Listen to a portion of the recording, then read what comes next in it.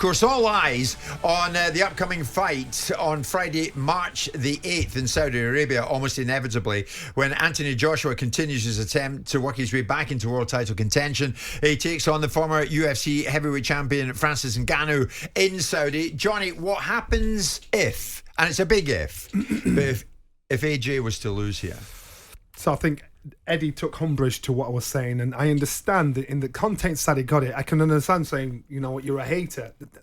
What did you say? Let me just get it right. I said if Anthony Joshua loses to Ngannou, his second professional fight, Anthony Joshua, former two-time heavyweight champion, all the Olympics, everything he's done, the public are going to be left with that loss to a guy that's had his second fight.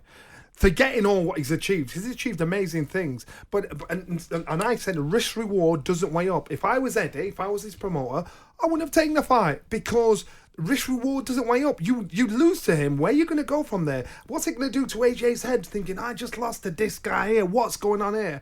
The risk doesn't weigh out. You might be getting paid handsomely. All these things might work out well, but it doesn't add out. As a businessman, I just wouldn't have done it. So Eddie's defending his position to say of a fight that he poo-pooed originally when Tyson Fury took it. Eddie's defending that to say, yeah, we'll get it in there. Well, what I'm saying is the risk doesn't weigh out. Eddie didn't fancy it, what you said in response to that. This was Eddie Hearn. Good old Johnny Nelson, eh? Yeah, I mean, whatever. Like, you know, if you want to ignore what AJ has done for all of us. I mean, he's kept Johnny Nelson in a job, put it that way. He's kept me in a job as well.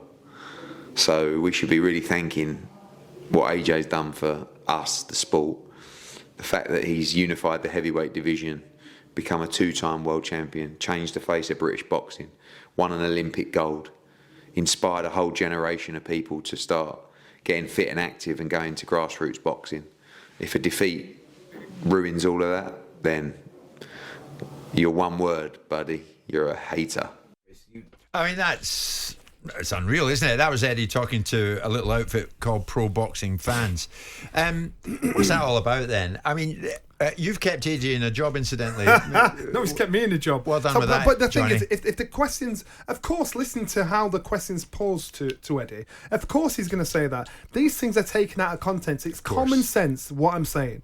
And people, you can't say I'm a hater because I'm just speaking the truth. Basically, if I was AJ, achieved everything he's achieved, to lose to Ngannou, even as a fighter, forget the promoter, forget everything else, I'm going to think, how could I possibly lose to this guy? It's his second professional fight. So that's why I expect AJ to go out there and get the job done. I'm not forgetting everything he's achieved because what he's achieved is amazing. You think AJ will win it? I expect him to win. Yeah. If it goes any other way, I'll be so shocked. So what's Hearn going on about? That's what I'm saying. Listen, he's doing his job. He's a promoter. He's got to defend his charge. It's a decision that's been made that he fights Ngannou. And everybody's going to earn out of it. But you've got to look at risk reward. Who makes that decision, by the way? You know, because like AJ's route was to become a three-time world champion. And I think that was the goal for him, you know, and he's well positioned in all the governing bodies. So who made the decision for him to fight Ngannou before getting the opportunity to fight for the world title again? Well, it's down to promotion. It's down to management.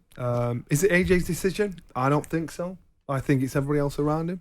Because again, as a fighter, why would you do it? That's the big question. Simon, I'm interested in I think it's categorically Anthony Joshua's decision. Do you think it is? I think he flies in the pathway of Tyson Fury and creates a narrative that whatever Tyson Fury does, he does better. Do you think it's a good business move? It's re-engaging with the Saudis.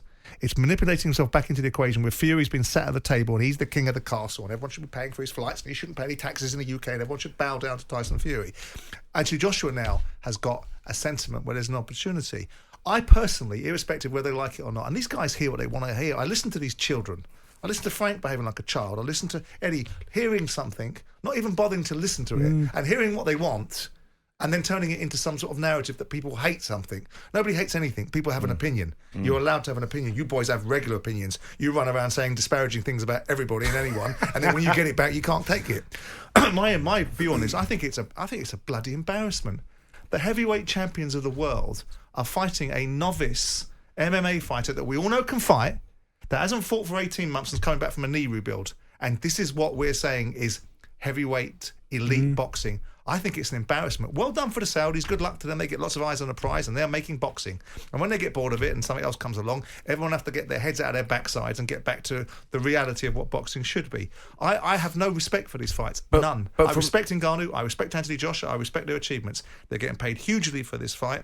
And you've got an MMA fighter going in against the former heavyweight champion of the world and the current heavyweight champion of the world. And that's the pinnacle of heavyweight boxing. But it is a business, isn't it? BS. And the crossover you're going to get from And the that's two fine. disciplines I get of both no, guys. You keep saying that, Spence. But you're going to get a huge crossover. This is not opening the gateway to MMA and boxing amalgamating. No, but this MMA is two freak shows that are getting people paid big bags of money. A crossover is if say AJ or Tyson Fury go into MMA. We got it. We got McGregor. So Tyson's beaten Ngannou in boxing. So does Tyson go? That's the crossover. Yeah, but didn't we have McGregor versus Mayweather? I mean, that was the first crossover. And Yeah.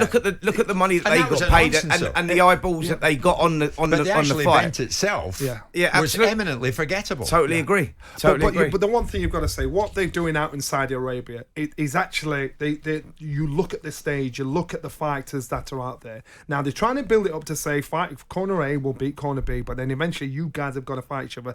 This should be Deontay Wilder, not Ngannou fighting. Deontay Wilder, he looked all over that, and that's why this fight is there. So Ngannou's got himself leapfrogged over everybody that's above him in the top 10 to get himself into. But this Ngannou's position. performance against Tyson Fury, doesn't that give it credibility though? Nah, because you look at Tyson Fury.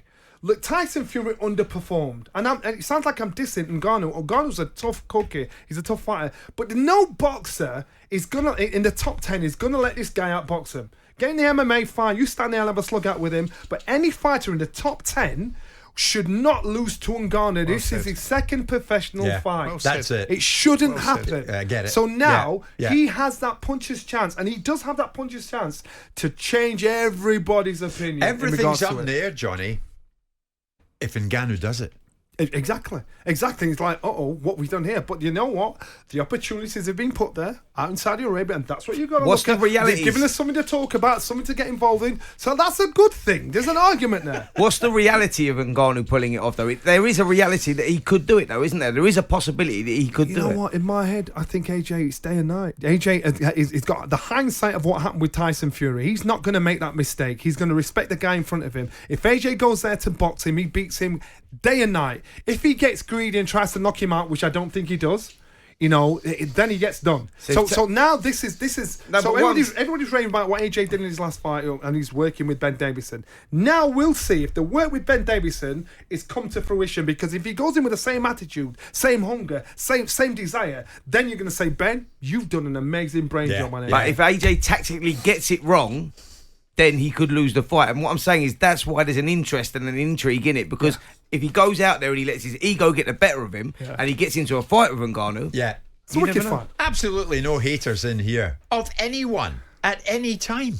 Clickbait. Correct, Mundo. Johnny, as always, top job. You're Thank welcome. you so much for joining Alison Spence. Thanking you, sir.